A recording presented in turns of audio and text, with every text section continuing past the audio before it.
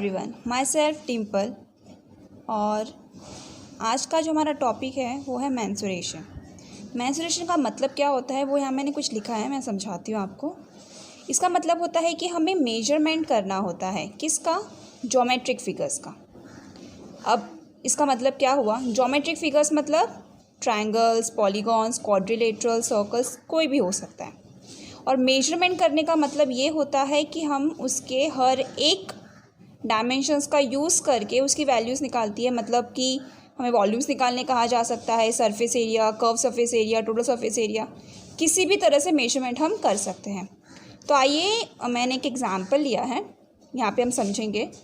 Find the volume of cone, हमें कोन का volume निकालना है। तो देखिए यहाँ पे कोन लिया गया है, मतलब ये है हमारा ज्योमेट्रिक फिगर, और किस तरह से मेजरमेंट निकालना है उसका वो दिया गया है वॉल्यूम से। मतलब हम मेजरमेंट तो कर रहे हैं वॉल्यूम निकाल के, और किसका करना है, ज्योमेट्रिक फिगर का, जो कि हमें कोन दिया गया है। तो इसे ही कहते हैं मेंसुरेशन। तो आगे देखते हैं हमें क्या इन्फॉर्मेशन दी है। हमें रेडियस दिया गया है वो है 1.5 सेंटीमीटर, एंड परपेंडिकुलर हाइट दे के रखी है वो है 5 सेंटीमीटर। तो यहाँ पे सोल्यूशन कैसे करना है, पहले जो गिवन होती है उसे हमें लिख देना होता है। तो क्या क्या दिया गया है, हमें रेडियस दिया गया है जो कि आर से डिनोट करते हैं, वो 1.5 सेंटीमीटर है, एंड हाइट दी गई है वो है एच, तो वो है 5 सेंटीमीटर। एंड वॉल्यूम निकालने का फॉर्मूला जो है कोन का, वो यहाँ पे मैंने लिखा है 1/3 pi r square h. And formula लिखना बहुत ही कंपलसरी है और इस पर भी हमें मार्क्स मिलते हैं। अब जब हमने फॉर्मूलाज लिख दिए हैं, हमने सारे वैल्यूज़ पता ही है, तो बस सब्स्टिट्यूट करना है हमें। 1/3 तो एज रिटर्न लिखा है हमने। पाई की वैल्यू अगर हमें दी गई है या नहीं दी गई है तो ठीक है हम वह लिखते हैं, नहीं दी गई है तो हम अपने 3.14 या तो 22/7 जैसे रैंडमली हम अज्यूम करते हैं वो लिख सकते हैं। एंड आर की वैल्यू आर स्क्वायर में तो मैंने डबल लिखा, एंड एच की वैल्यू 5 दी गई थी। अब इनको बस हमें कट वगैरह करना है, मल्टीप्लिकेशन का जो मैथमेटिकल मेथड हम लोग यूज़ करते हैं वही करना है, एंड वैल्यूज़ लिख गई। एक चीज़ हमेशा याद रखना है कि वॉल्यूम निकालते वक्त हमारे जो भी मेजरमेंट होते हैं, सेंटीमीटर, मीटर, जो भी है वो लिखेंगे, पर उसके ऊपर हम क्यूब लिखना ज़रूरी है। जब हमें कर्व सरफेस एरिया या टोटल सरफेस एरिया निकालने कहा जाता है तब हम स्क्वायर लिखते हैं।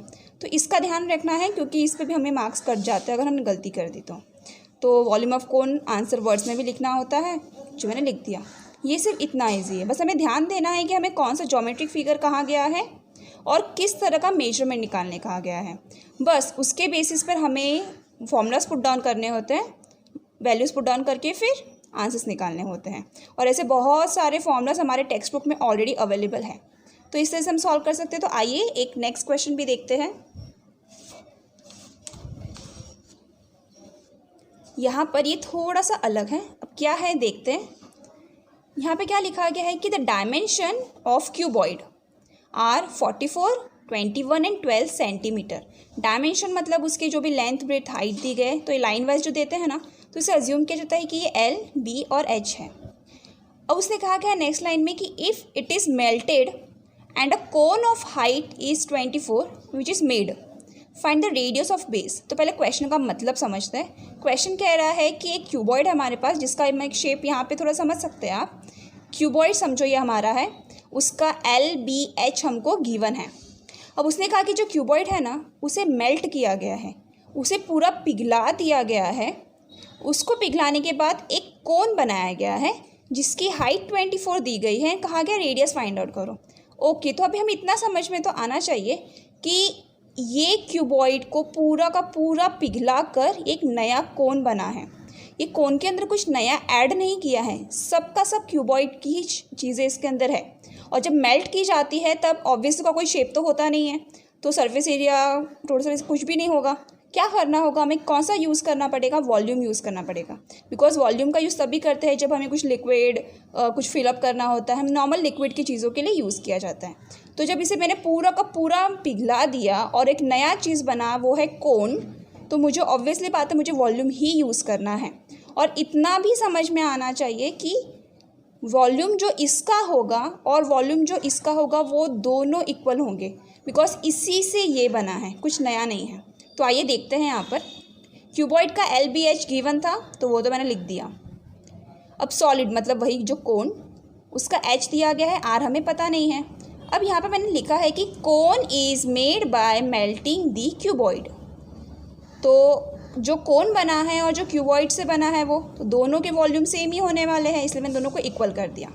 अब बस क्या करना है, वापस आ गया वही फॉर्मूला, इसका फॉर्मूला पुट डाउन करिए, उसका फॉर्मूला पुट डाउन करिए, इक्वल तो है ही, सबकी वैल्यूज हमें पता ही है, डाल दिया। पाई की वैल्यू नहीं थी तो मैंने कहा था 3.14 या 22/7, हमें कुछ भी पुट डाउन कर सकते हैं, तो मैंने वैल्यूज़ पुट डाउन कर दी। आर की वैल्यू तो हमें पता ही नहीं है, तो मैं इसको ऐसे ही रखा है।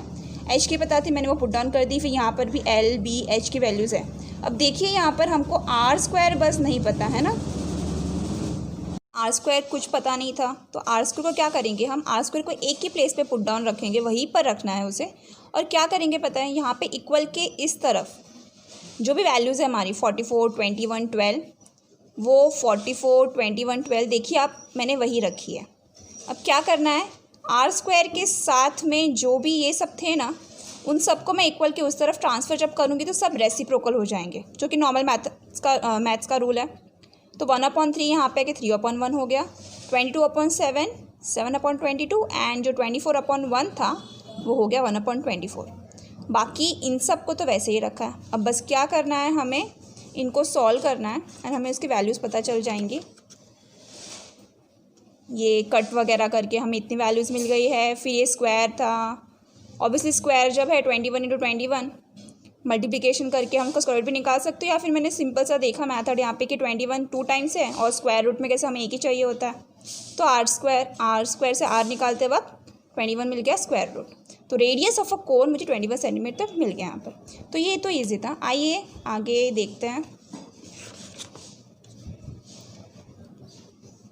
अब ये एक और क्वेश्चन है, वैसे ही है, फाइंड द सरफेस एरिया निकालना है और वॉल्यूम निकालना है किसका, बीच बॉल मतलब उसका शेप दिख रहा है ना हमें, स्फीयर का शेप है। तो स्फीरिकल बॉल के लिए डायमीटर दी गई है, ठीक है, ये सब मतलब गिवन ही है, तो मैंने इसको सीधा सोल्यूशन के अंदर ही लिख दिया है। डायमीटर गिवन है तो ऑब्वियसली रेडियस निकालना पता है हमें, डिवाइड बाय 2 करना होता है, तो मैंने वो लिख दिया। अब वॉल्यूम निकालने का है बॉल का, मतलब वो स्फीयर हो गए, तो फॉर्मूलाज डाले मैंने, वैल्यूज़ पुट डाउन कर दिए, आंसर आ गया। और वॉल्यूम निकालते वक्त हमें क्यूब लिखना होता है, आंसर वर्ड्स में लिखा। सरफेस एरिया भी निकालना है, उसका फॉर्मूला भी लिखा, वैल्यूज़ पुट डाउन किया, आंसर्स आ गए, ख़त्म।